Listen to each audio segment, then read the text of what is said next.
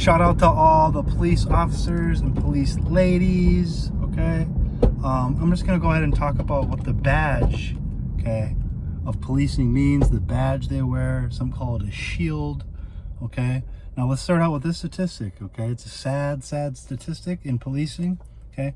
But just in the last 25 years, do you know how many police officers have been arrested? The ones that got caught, arrested and convicted of molesting a minor child. That's the badge, the shield.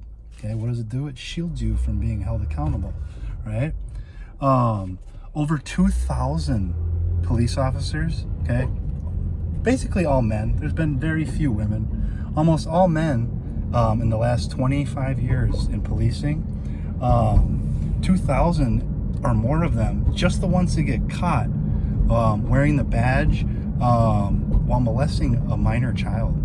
For example, Minnesota State Trooper Jeremy Polanski. So if you're on Team State Trooper, this State Trooper, he was so brazen about his way of life with underage kids that he had sex with a 9-month-old baby wearing his badge and his gun. He was wearing his Minnesota State Trooper costume while he was videotaping this and sending it around to his community. Okay, that's the real community. Lies behind a lot of dirty places in our society, and very powerful places like police precincts. Okay, so what am I getting at here? What is a badge that police wear? What is it? It's a shield, right? It's the shape of a shield. Okay, and this is what medieval knights used to use to, shield themselves from, danger, right? And that's all a police officer's badge is, okay?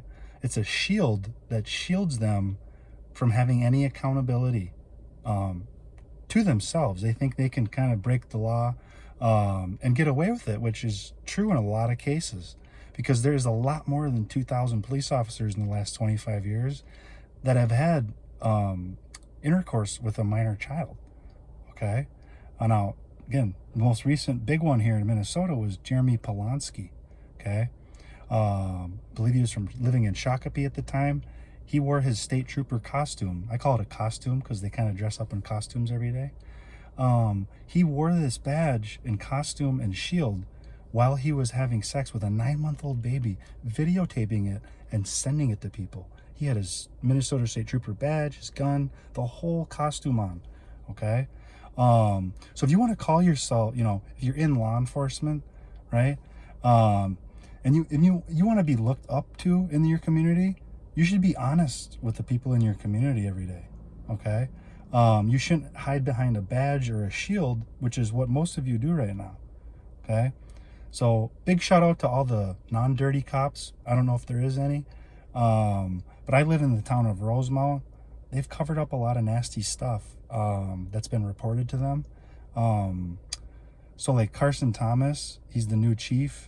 He didn't even have to submit a resume to become the chief of police in Rosemount, Minnesota. He did not have to he didn't have to come up with an actual resume to apply for the job of chief of police. Okay. Now, how did Carson Thomas become chief of police? Well, he came out of the dirty end of Michael Dahlstrom. Okay. What was the whole story of why Michael Dahlstrom had to step down? He was part of a dysfunctional police department, was the whole, what the news brought to us, a whole bunch of redacted documents from current and former officers complaining about him.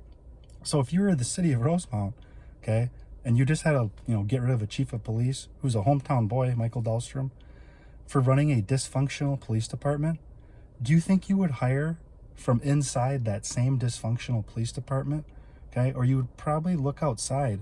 You would probably hire a big, firm that has nothing to do with the city of Rosemount to find the best chief of police in the state of Minnesota, even if you have to pull from, other states.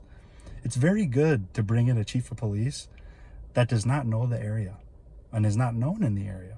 Why is that? Well, they don't have connections. They can't have dirty connections like most chiefs of police do, most city council members do.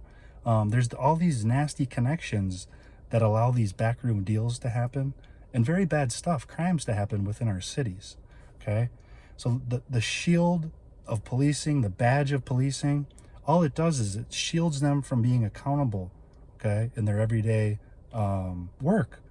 So I'd like people to understand that since the year 2000, that's 25 years till today, over 2,000 police officers, almost all 99.9% male, have had sexual relationship with a minor child.